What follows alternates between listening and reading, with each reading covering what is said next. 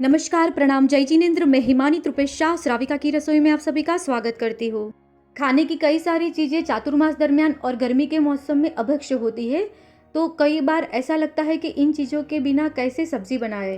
पर जिस वस्तु का उपयोग हम चातुर्मास के दौरान या गर्मी के मौसम में कर सकते हैं, उसके उपयोग से भी हम टेस्टी सब्जी घर पर ही बना सकते हैं। खाने में लाजवाब और बनाने में बेहद आसान वैसे लौकी कोफ्ता की सब्जी का यह वीडियो पूरी डिटेल के साथ रखा गया है, तो ज़रूर से पूरा देखिएगा। तो चलिए बिना देर किए शुरू करते हैं आज का वीडियो। लौकी कोफ्ते की सब्जी बनाने से पहले उसकी सामग्री देख लेते हैं। तो उसके लिए लेनी है लौकी। मैंने यहाँ पर 500 ग्राम लौकी ली है। लौकी की पसंदगी करते समय इतना अवश्य ध्यान में ले कि बिना बीज वाली लौकी लेनी है। बहुत ज़्यादा मोटी और बहुत ज़्यादा पतली वाली लौकी भी न ले, मोटी छाल वाली लौकी भी न ले, बस इस प्रकार की लौकी लेनी है। उसी के साथ 1 कप दही लिया है, आधा कप पानी लेना है और आधा कप बेसन लेना है। ग्रेवी के लिए 2 नंग मीडियम साइज के टमाटर, 1 छोटा टमाटर और 2 नंग हरी मिर्च लेनी है।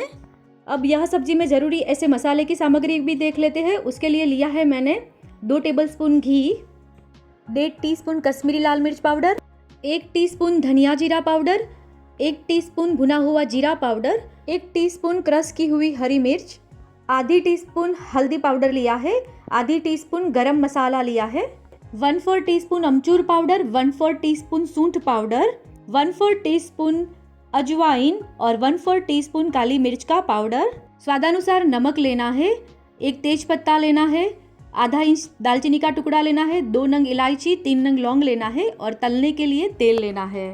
तो यह सारी सामग्री का उपयोग कर आज हम लौकी के कोफ्ते की सब्जी बनाना सीखेंगे। सबसे पहले कोफ्ते की तैयारी करेंगे। उसके लिए एक चौड़ा बर्तन लेना है और उसके अंदर पतला सूती का कपड़ा फैला देना है और लौकी को कद्दूकस करना है। तो इस प्रकार की जाली वाला ग्रेटर ले ले। अब लौकी का दोनों साइड का यानी डंठल वाला भाग निकाल देना है और उसको छील कर 2 भाग कर लेना है और फिर उसे ग्रेटर की मदद से कद्दूकस कर लेना है।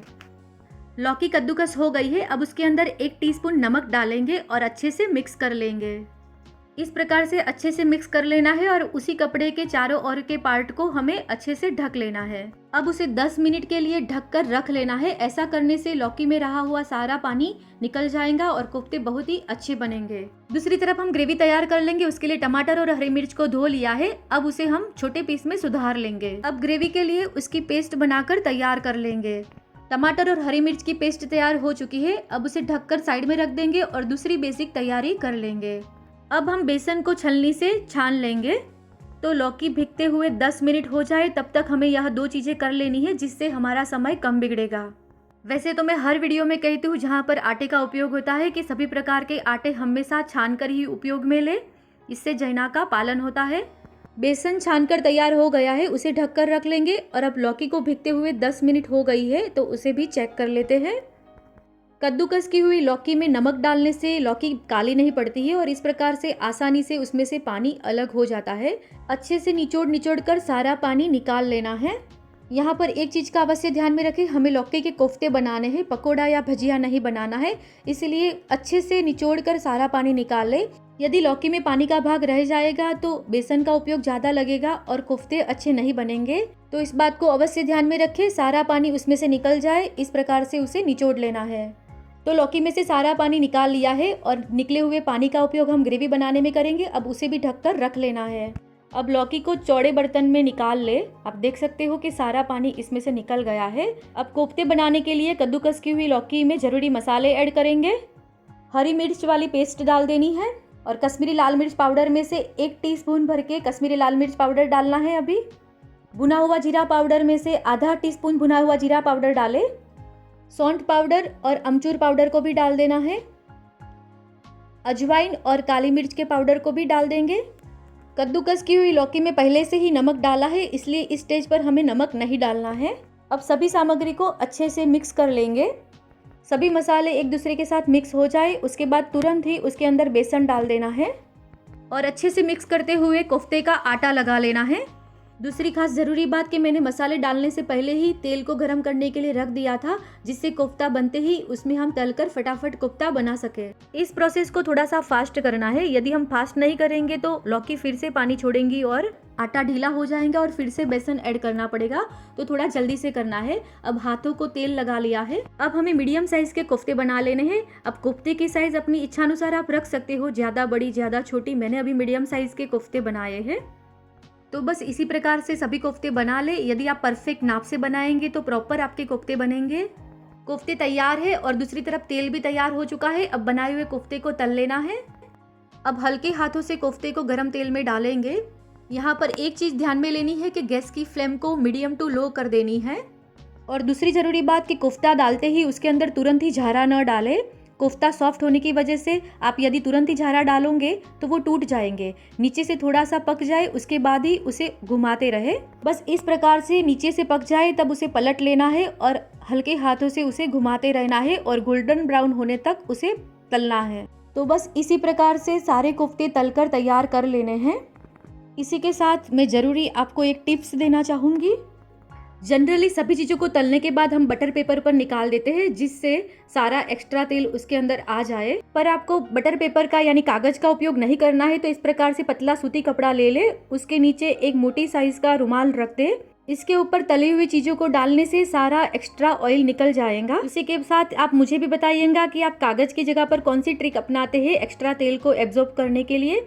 अब सारे कोफ्ते बनकर तैयार है। अब हम ग्रेवी बनाएंगे और फाइनली सब्जी बनाएंगे। उसके लिए कढ़ाई को गर्म करने के लिए रखें और उसके अंदर 2 टेबलस्पून घी डाल दे। घी गर्म होते ही उसके अंदर सारे खड़े मसाले डाल देने हैं। तेज पत्ता, लौंग और दालचीनी डालने के बाद इलायची को इस प्रकार से तोड़कर डालना है।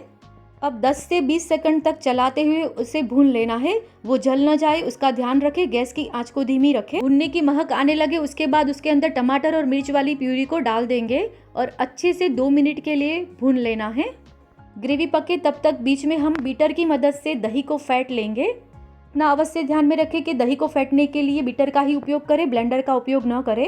ग्रेवी को पकते हुए 1 से 2 मिनट हो गई है। इसी स्टेज पर हम इसके अंदर मसाले ऐड करेंगे। हल्दी पाउडर डाल देना है और बचा हुआ लाल मिर्च पाउडर भी डाल देना है। आप ज्यादा तीखा खाना पसंद करते हो तो आप ज्यादा भी डाल सकते हो। उसी के साथ धनिया जीरा पाउडर, भुना हुआ जीरा पाउडर ऐड कर देंगे और मसालों को अच्छे से मिक्स करते हुए भून लेंगे। अब चम्मच से चलाते हुए ग्रेवी को 1 से 2 मिनट के लिए पकने देना है, जिससे मसालों का फ्लेवर ग्रेवी में आ जाएगा। 2 मिनट के बाद तेल थोड़ा सा ऊपर आने लगा है। अब इसी स्टेज पर हम फिटे हुए दही को उसके अंदर ऐड करेंगे। गैस की आंच को धीमी ही रखेंगे और दही डालने के बाद तुरंत ही उसके अंदर लौकी का पानी डाल देंगे और आधा कप भर के पानी डाल देंगे। यदि आपको ग्रेवी ज़्यादा नहीं बनानी है तो 1/4 के करीब भी आप पानी डाल सकते हो। अब सारी चीज़ों को अच्छे से मिक्स कर लेंगे। लौकी के पानी में नमक होने की वजह से अभी तक इसके अंदर नमक नहीं डाला है। अब यहाँ पर टेस्ट करते हुए ज़रूरी नमक डालेंगे। तो मैंने यहाँ पर आधा टीस्पून जितना नमक डाला है, आप स्वादानुसार डाल सकते हो। अब ग्रेवी को उबलने देंगे और उसी के साथ एक सरप्राइज सामग्री इसके अंदर हम ऐड करेंगे। सब्जी को ज़्यादा टेस्टी बनाने के लिए उसके अंदर भुनी हुई मूंगफली का पाउडर डाल देंगे। उसके अंदर मैंने यहाँ पर 2 टेबलस्पून जितना मूंगफली का पाउडर डाला है। यह बिल्कुल ऑप्शनल है, आप चाहो तो बेसन भी डाल सकते हो, लेकिन बेसन डालना हो तो ग्रेवी में एक बार अच्छे से उबाल आ जाए, ग्रेवी एकदम उबलने लगे, उसी के बाद ही बेसन डालना है। पंजाबी स्टाइल में आज सब्जी बना रही हूँ इसलिए मैंने मूंगफली का पाउडर ऐड किया है। अब ग्रेवी उबल गई है। इसी स्टेज पर हमें कोफ्ते को ऐड करना है। यहाँ पर एक बात का खास ध्यान में रखें, आप जब खाने के लिए बैठो उससे 15 से 20 मिनट पहले ही कोफ्ते को ऐड करना है। यदि आपने पहले से ही कोफ्ते ऐड कर दिए तो वो बहुत ही सॉफ्ट हो जाएंगे।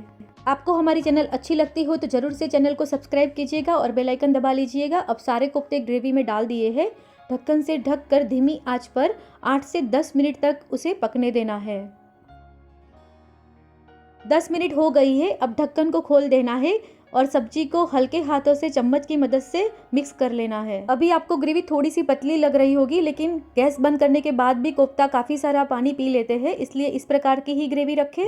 थोड़ी देर में ही ग्रेवी घट्ट हो जाएंगी। यहाँ पर एक जरूरी बात कि अभी चातुर्मास चल रहा है, इसलिए कसूरी मेथी यानी सुकवनी की मेथी का उपयोग नहीं कर सकते। लेकिन आप गर्मी के मौसम में यह सब्जी बना रहे हो तो इसी टाइम पर 1 टीस्पून कसूरी मेथी हाथ से घिसकर डालनी है। अभी चातुर्मास चल रहा है इसलिए गरम मसाला ही डालेंगे। गर्मी के मौसम में आप दोनों ही चीजें डाल सकते हो। अब ढक्कन लगाकर 10 सेकंड तक उसे पकने देना है और फिर गैस को बंद कर लेना है। उसके बाद बंद गैस पर ढककर 5 मिनट के लिए सब्जी को ऐसे ही रख दे, जिससे परोसते समय ग्रेवी एकदम घट्ट हो जाएंगी। तो तैयार है गर्मी के मौसम में और चातुर्मास के दरमियान बना सके वैसी लौकी के कोफ्ते की सब्जी ज़रूर से बनाइएगा। ठंड के मौसम में लौकी के कोफ्ते की सब्जी किस प्रकार बनानी है उसका वीडियो अलग से रखा जाएगा। गर्मी के मौसम में और चातुर्मास में इस व्यंजन को ज़रूर से एक बार बनाकर ट्राई कीजिएगा। आप बार बार बनाओगे। आप देख सकते हो कि ग्रेवी एकदम ठीक हो गई है। तो बस इस प्रकार की ही ग्रेवी बनेगी। अपना धर्म वह साइंस बेस्ड धर्म है। कौन सी चीज कब खानी चाहिए उसका सविस्तार वर्णन किया गया है, जिससे अभक्ष्य का पाप भी नहीं लगेगा और स्वास्थ्य भी अच्छा रहेगा। तो जरूर से ऐसे व्यंजन ट्राई करिए और अभक्ष्य के पाप से बचे। एक बार आप इस प्रकार से सब्जी बनाएंगे तो अभी जो हम चीज़ें नहीं खा सकते उसकी आपको बिल्कुल भी याद नहीं आएंगी। तो ज़रूर से मेरे कहने पर एक बार ट्राई कीजिएगा और बताना कि कैसी बनी सब्जी। अब सब्जी के ऊपर सजावट करेंगे। उसके लिए मैंने आज की ताज़ी मलाई ली है, उसको फेंट लिया है।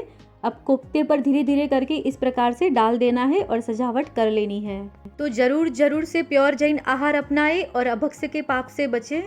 मुझे आशा है कि आप इस वीडियो के माध्यम से बहुत कुछ सीखे होंगे। पूरा वीडियो देखने के लिए आप सभी का आभार।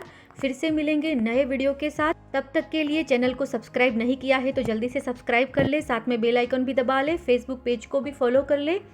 धन्यवाद, प्रणाम। आपका दिन शुभ रहे।